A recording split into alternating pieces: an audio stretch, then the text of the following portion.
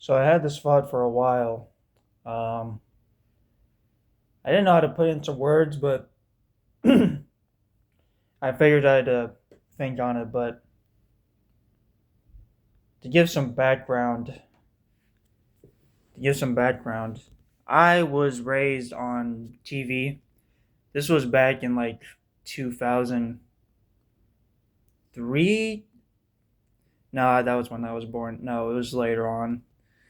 Back when I moved here, which I think was back in 2008. I think it was. I'm not entirely sure. Maybe 2010. And I guess for a while I was raised on TV, but then slowly over time, as I started to, have access to the computers at school and the internet. Back when I had the iPad issued from the school, once I had that, I started to grow more and more attached to things like what's it called, do stuff like YouTube. And from there, that became my immediate source of entertainment for me. Specifically, when Minecraft was really big back then, back when everyone was making Let's Plays and doing modded stuff, like Sky does Minecraft, popular MMOs, just other YouTubers. Mostly Minecraft stuff, though, mainly Minecraft stuff. For me, that was like the Roblox of my age. Then after that, it sort of grew, and as I, started to expand my repertoire of YouTube stuff that I watched, YouTube content, I started to become more and more attached to the people I was watching. Now, it wasn't like I was like completely enamored, but I definitely grew a big attachment to these people, which good or bad, whichever you want to pick, that was what it was.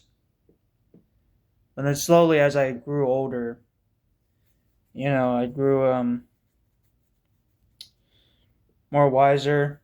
I went through my fair share of mistakes and missteps, dealing with my own, personal.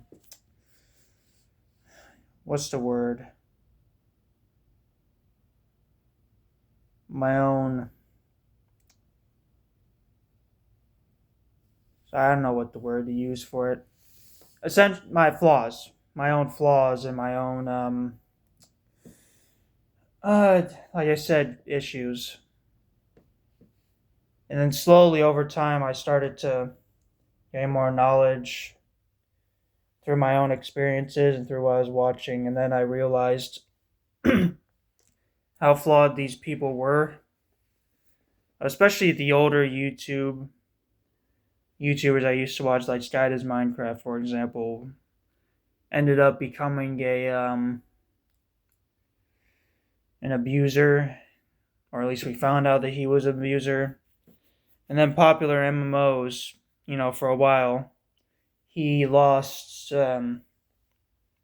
his way and was drinking for a very long time. And he's gotten better now, but even then, he's still struggling with that.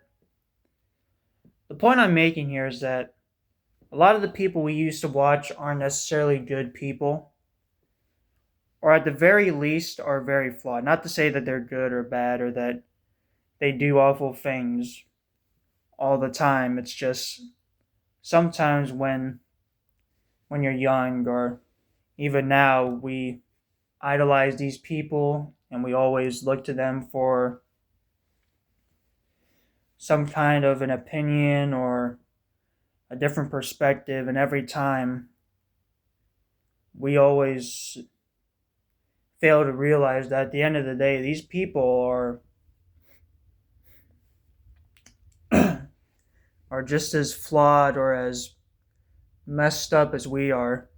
The only difference is that they have talent and influence and money, but At the end of the day, that's the only line that separates us from anyone in a status of power is money and influence.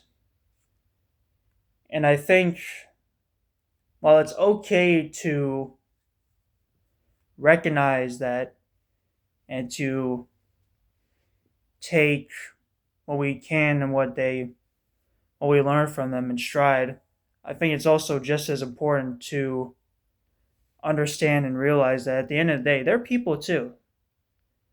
And I think to outright just take what they say and what they do, or better yet, to idolize and to, I guess, look up to these people, I think is a very dumb thing to do because they're people at the end of the day. So, yeah, my advice from a guy with no money who just got unemployed, you know, I hate to bring it up a lot because it feels like I'm always bringing it up, but as someone who's been through a fair amount, don't idolize. Take what they give you in stride and acknowledge the fact that they're just people, that they can be just as evil or as good as anyone else you know. That said, it's the end of the video.